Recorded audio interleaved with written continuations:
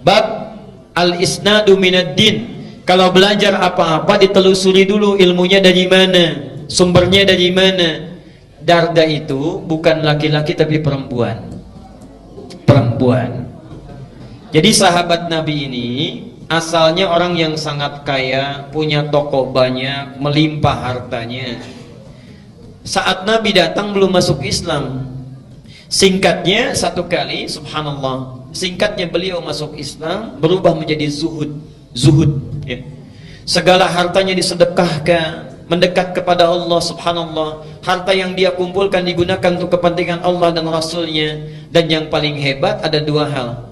Satu, punya teman karib yang selalu menunjukkan kepada kebaikan. Ini contoh bagi kita. Silahkan nanti lihat di Riyadhus Shalihin, itu ada pembahasannya. Teman karibnya Salman Al-Farisi. Ada bab, Imam An-Nawawi menempatkan hadis ini, menyampaikan bab 31 kalau tidak keliru. Salman berkunjung ke rumah Abu Darda.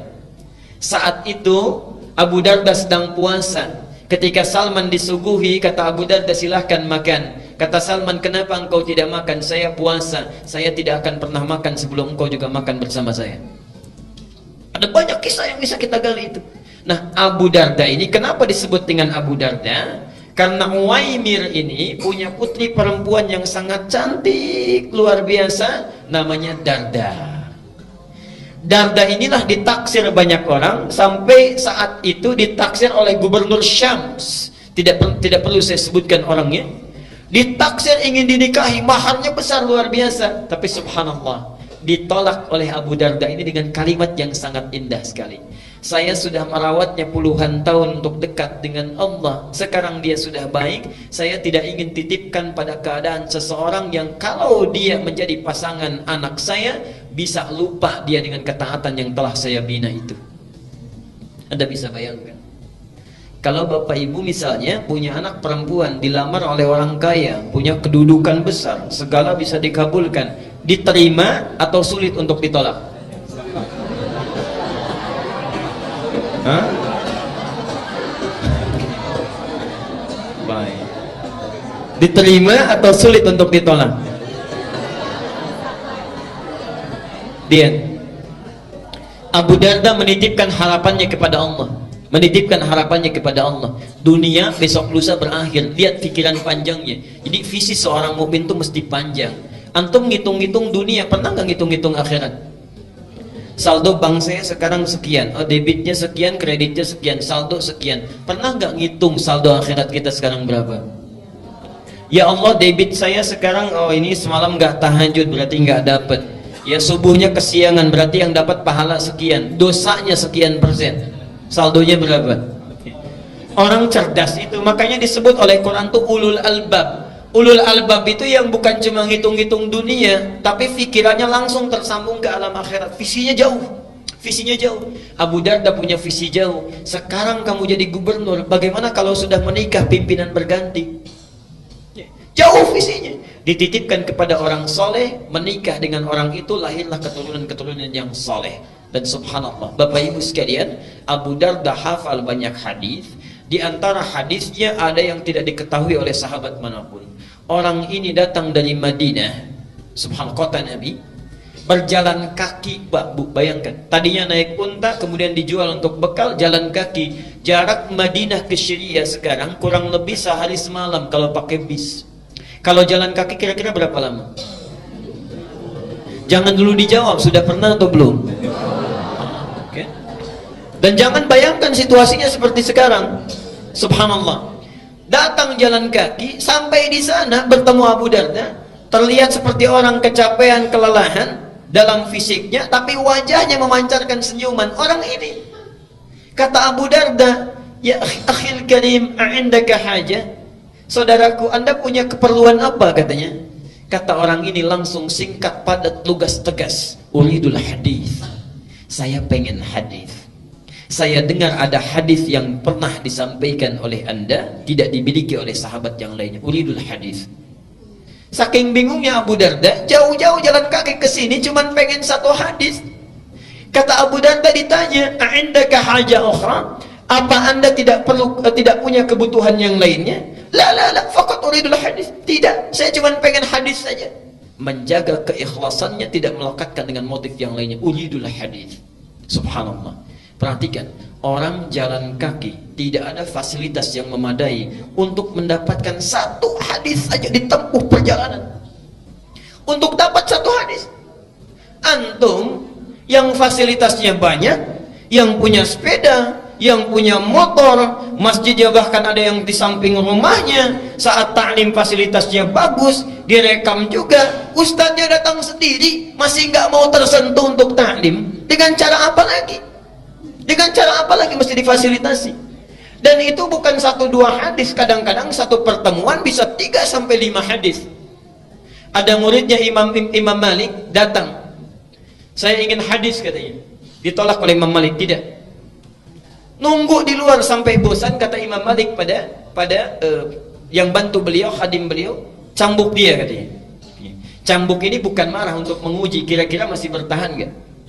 Ketika dicambuk sampai 40 kali dicambuk, Anda zalim kepada saya, kata orang ini.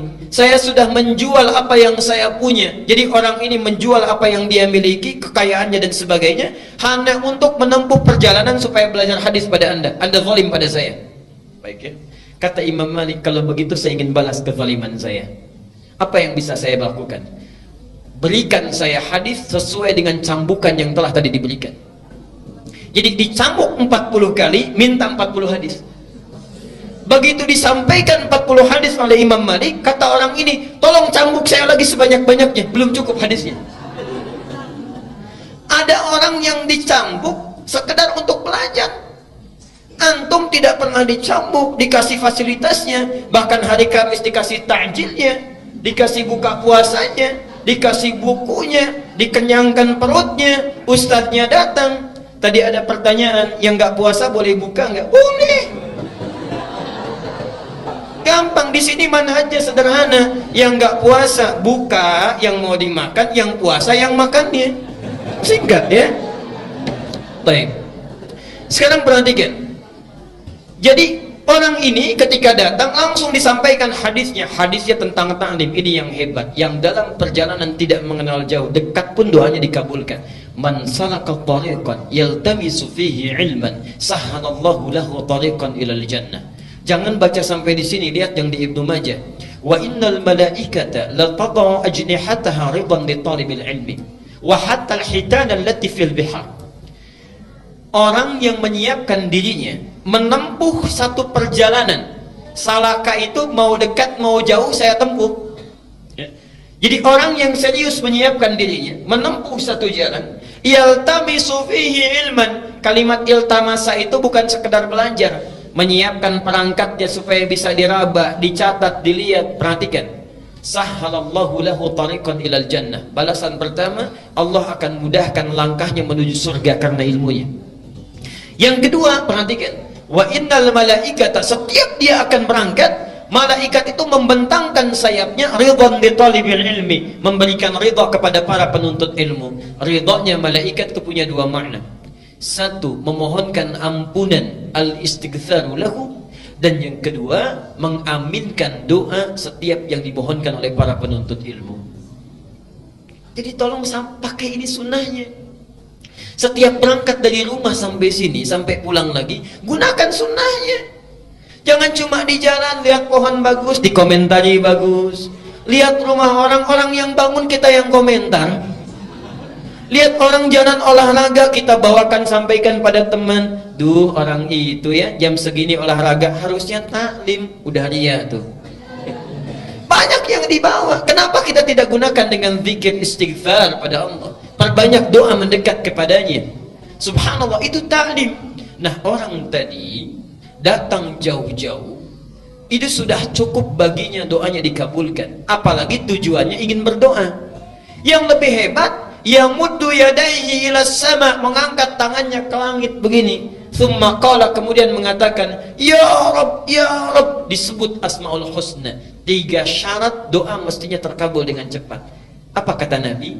Fa anna yustajabu lidzalik. Gimana doa kamu bisa dijawab? Famat'amu haramun wa mashrabu haramun wa malbasu haramun wa ghudhiya biharamin.